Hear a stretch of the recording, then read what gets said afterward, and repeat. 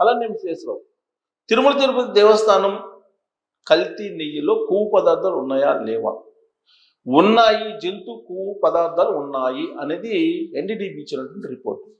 ఈ రిపోర్ట్నే చంద్రబాబు నాయుడు గారు చెప్తున్నారు. ఆ రిపోర్ట్ ప్రకారం ఆ రోజు శ్యామలరావు గారు ఇచ్చినటువంటి దాని ప్రకారం జంతు కొవ్వు పదార్థాలు ఉన్నాయి, జంతు కొవ్వుతో తయారు చేసినటువంటి నెయ్యి ఉంది అని అనుమానాలను వ్యక్తం చేసింది ఎన్డీడీబీ. ఇదే విషయాన్ని చంద్రబాబు నాయుడు గారు చెప్పారు. తాజాగా కుప్పం పర్యటన వెళ్ళినటువంటి ఆయన క్యాడర్తో కూడా అదే చెప్తున్నారు. వెంకటేశ్వర స్వామితో ఎవరు గేమ్స్ ఆడరు, పైగా తన ఇంటి దేవుడిగా వెంకటేశ్వర స్వామిని కొలుస్తూ ఉంటాం, కాబట్టి వెంకటేశ్వర స్వామితో పెట్టుకుంటే ఈ జన్మలోనే శిక్ష అనుభవిస్తారు.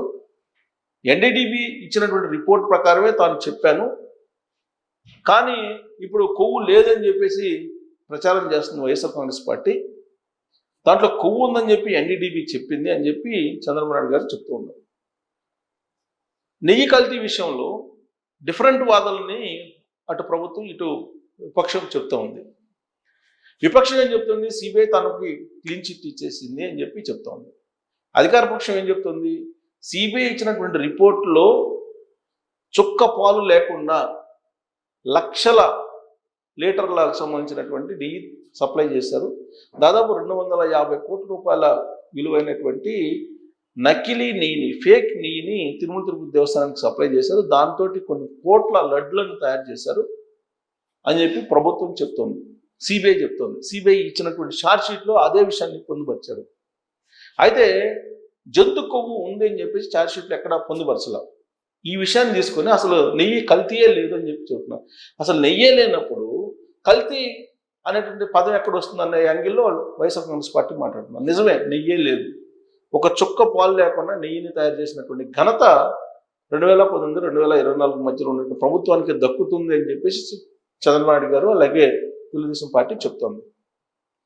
ఆ విషయాన్ని ప్రజాక్షేత్రంలోకి తీసుకెళ్లకుండా, ఆ విషయాన్ని ప్రజాక్షేత్రంలో బలంగా వెళ్తుందనేటువంటి ఉద్దేశంతో YSR Congress party CBI clean chit చేసింది, కొవ్వు లేదు, జంతు కొవ్వు లేదని చెప్పి తేల్చేసింది అని చెప్పి చెప్తున్నారు. జంతు కొవ్వు ఉంది నెయ్యిలో అని చెప్పి ఎన్డీడీబీ ఇచ్చింది రిపోర్ట్. ఆ రిపోర్ట్ నేను చూపిస్తాను. ఎవరు చెప్పింది? ప్రభుత్వం చెప్తున్నట్టు వాదన కరెక్టా, లేదంటే ప్రతిపక్షం చెప్తున్నట్టు వాదన కరెక్టా అనేది మీరే నిర్ధారించుకోవచ్చు. ఎందుకంటే తిరుమల లడ్లను కల్తీ నెయ్యితో తయారు చేశారు. ఆ కల్తీ నెయ్యిలో జంతు కొవ్వు ఉంది అనేది ఇది చూడండి. The options of cholesterol in the samples also suggested that the chances for presence of tallow, lard and fish oil are very low. చాలా స్వల్పంగా జంతు కొవ్వు కలిపినట్టు ఆనవాళ్ళు ఉన్నాయని చెప్పి ఎన్డీడీబీ ఇచ్చిన రిపోర్ట్ ఇది. 2 unusual peaks in GC chromatograms of ఇదిగో చూడండి, కలిపారని చెప్పి చాలా క్లియర్గా ఇచ్చారు. జంతు కొవ్వు కలిసిందని చెప్పి ఎన్డీడీబీ రిపోర్ట్ ఇది. ఛాన్సెస్ ఉన్నాయి, చాలా స్వల్పంగా జంతు కొవ్వు కలిపినట్టు ఛాన్సెస్ ఉన్నాయని చెప్పి ఇచ్చినటువంటి రిపోర్ట్ ఇది. ఇక్కడ ఇచ్చినటువంటి report further based on the fatty acid profile and presence of the beta sitosterol and ghee samples from TTD. So TTD సంబంధించినటువంటి రిపోర్ట్ ఇది, ఎన్డీడీబీ ఇచ్చిన రిపోర్ట్. క్లియర్గా ద షెడ్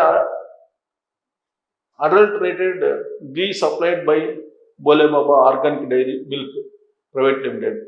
ఈ బోలేబాబా ఆర్గానిక్ డైరీ మిల్క్ అనేది ఒక్క చుక్క పాలు కూడా సేకరించకుండా నెయ్యిని సప్లై చేసింది తిరుమల తిరుపతి దేవస్థానానికి. అది ఎలా సాధ్యం ఏంటి అనేది ఆల్రెడీ సిబిఐ తెలిసింది. సిబిఐ తెలిసి అనిల్ కుమార్ సింఘాల్ గారిని బాధ్యుని చేసింది, అలాగే బాలాజీ అన్నతను కూడా బాధ్యుని చేసింది. వాళ్ళ మీద చర్యలు కూడా తీసుకుంది. ఇప్పుడు జిఐడికి అనిల్ కుమార్ సింఘాల్ గారిని రిపోర్ట్ చేయమని చెప్పింది. ఈఓ నుంచి తీసేసింది ఆయన్ని. సో కాబట్టి ఎందుకు అని అంటే ఆ రోజున నిబంధనలు మార్చేశాడు ఆయన. నిబంధనలు మార్చుతుంటే చూస్తూ ఉన్నాడు, అందుకని ఆయనకి శిక్ష. The adulterated ghee in rejected 4 tankers. So ఈ 4 ట్యాంకర్ని రిజెక్ట్ చేశాం అని చెప్పారు. అంటే ఇప్పుడు లాజిక్ ఏంటంటే కల్తీ ఉన్నటువంటి నెయ్యిని రిజెక్ట్ చేశారు కదా, అంటే మిగతాదంతా కూడా కరెక్ట్ నెయ్యే కదా అని చెప్పి అంటారు. కాదు.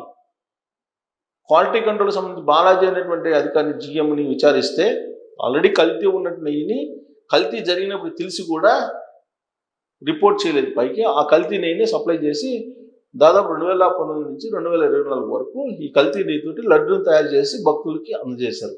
సో దాంట్లో జంతు కొవ్వు ఉంది అని చెప్పేసి చాలా క్లియర్గా ఎన్డీడీపీ రిపోర్ట్ చెప్తుంది. ఇక్కడ చూడండి, ఎన్డీఆర్ఐ కర్నల్ రిపోర్టెడ్ 2025 మే 16 ఇచ్చాడు. ఇక్కడ ఎన్డీఆర్ఐ ఇచ్చింది, ఎన్డీడీపీ కూడా ఇచ్చింది. ఇక్కడ చూడండి, ఎన్డీఆర్ఐ రిపోర్ట్. ఎన్డీఆర్ఐ రిపోర్ట్లో కూడా ఉంది. ఇది ఎన్డీఆర్ఐ రిపోర్ట్. ఎన్డీడీపీ రిపోర్ట్లో కూడా ఉంది. ఇక్కడ చూడండి, జంతు కొవ్వు కలిసినటువంటి చాలా స్వల్పంగా ఉన్నట్టు బయటపడింది అని చెప్పి చాలా క్లియర్గా రిపోర్ట్ చెప్తుంది ఆ రిపోర్ట్. సో దాని గురించి ఇప్పుడు చంద్రబాబు గారు మాట్లాడుతున్నారు. ఏమంటారు, ఆయన శ్రీవారితో పెట్టుకుంటే ఈ జన్మలో అనుభవిస్తారు. కల్తీ నెయ్యిపై ఎన్డీడీబీ నివేదిక వచ్చాకే మాట్లాడా. జంతు కొవ్వులు ఉన్నాయని చెప్పాను. నానా యాగి చేసి సుప్రీంకి వెళ్ళారు. సుప్రీంకోర్టు సిట్ వేస్తే నేను క్షమాపణ చెప్పాలట. తిరుమలలో మహాపాపం చేసి కప్పిపుచ్చుకోవడానికి నాపైన తిరిగి దాడి. వెంకటేశ్వరుడు మా ఇంటి దైవం. నేనెప్పుడు సామాన్య భక్తుడిని. ఏనాడు మహాద్వారం గుండా వెళ్ళలేదు. కుప్పంలో మీడియాతో చంద్రబాబు నాయుడు.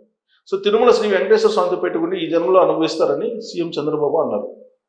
చిత్తూరు జిల్లా కుప్పం నియోజకవర్గంలో 3 రోజుల పర్యటన ముగించుకున్న ఆయన చివరి రోజు ఆదివారం కుప్పంలో మీడియాతో మాట్లాడారు. తిరుమల పవిత్రతను కాపాడి ప్రక్షాళన చేసేందుకు శ్యామలరావును ఈవోకు పంపాం. అప్పుడే ఆయన national dairy development board NDDB నివేదిక అడిగారు. కల్తీ నెయ్యిపై దాని నివేదిక వచ్చాకే మాట్లాడాను. జంతువులు ఉన్నాయని కల్తీ చేశారని అప్పుడే చెప్పాను. నేను మాట్లాడాక నానా యాగి చేశారు. సుప్రీంకోర్టుకు వెళ్ళారు. కల్తీ నెయ్యి ఘటనలో దర్యాప్తు కోసం వైసీపీ నేతలు ప్రవర్తనను ఇదొక ఉదాహరణ. వాళ్ళని ఏమనాలి? సిట్ వేస్తే నేను క్షమాపణలు చెప్పాలంటున్నారు. వాళ్ళని ఏమనాలి? వైసీపీ నేతల ప్రవర్తనను ఇదొక ఉదాహరణ.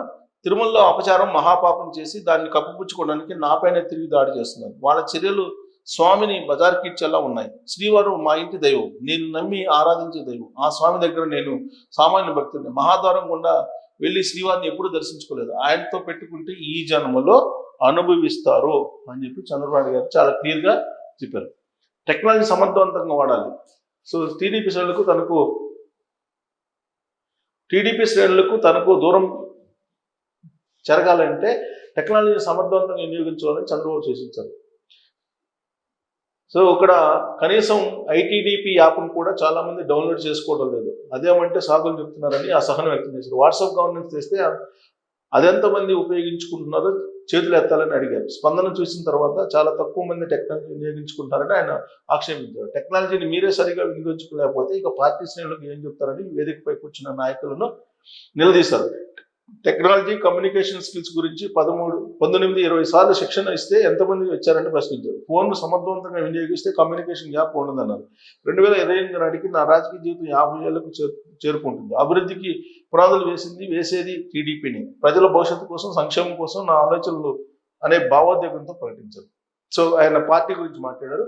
అలాగే అక్కడ నెయ్యి గురించి కూడా మాట్లాడారు. ఈ నెయ్యి గురించి, నెయ్యిలో ఉన్నటువంటి ఈ జంతు కొవ్వుల గురించి మాట్లాడారు.